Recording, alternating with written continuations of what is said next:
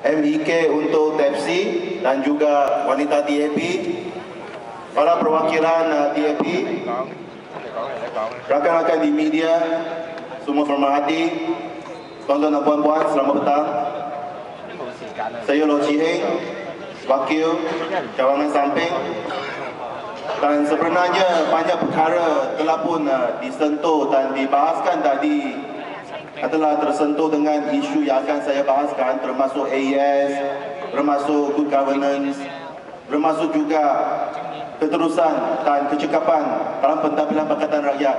Tetapi insya-Allah nasib baik, ada dua perkara lagi yang saya masih boleh sentuh sedikit sebanyak untuk berkongsi pengalaman saya dengan saudara-saudari pada petang ini.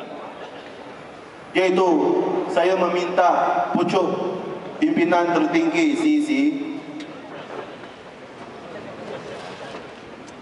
mengadakan lebih banyak program yang berunsur pendidikan politik kepada ahli-ahli baru yang diserap masuk ke dalam parti, sekurang-kurangnya 1 tahun untuk 2 kali.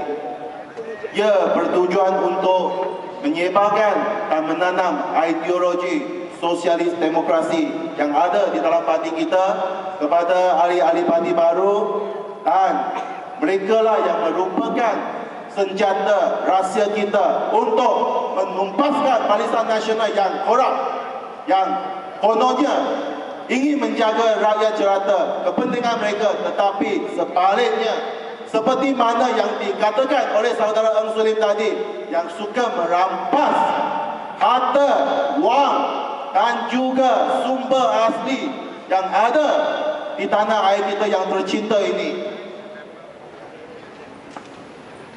Saudara-saudari sekalian, perkara kedua yang saya ingin bentangkan dan ingin sentuh ialah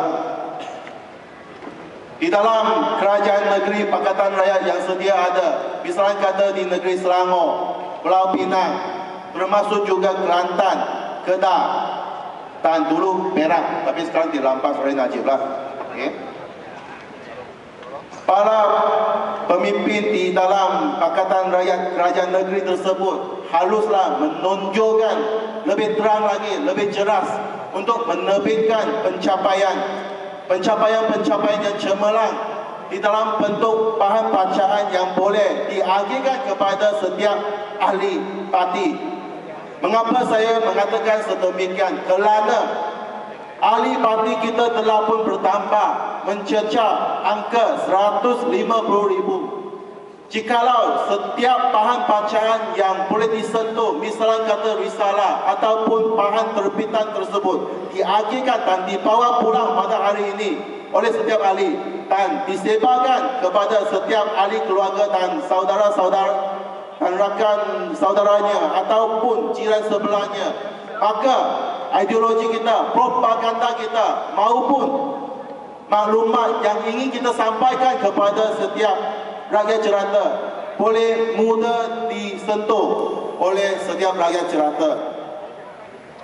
Dengan pandangan dan juga cadangan yang saya singkat tadi, saya amat berharap kita bukan sahaja dapat mengadakan kongres parti di setiap negeri Pakatan Rakyat, tetapi saya amat berharap dalam tahun depan konvensyen biasa tahunan ataupun kongres kita dapat diadakan di PICC, iaitu Putrajaya International Convention Center. Putrajaya lah adalah idaman kita dan tujuan akhir kita yang akan menawan Putrajaya. Betul?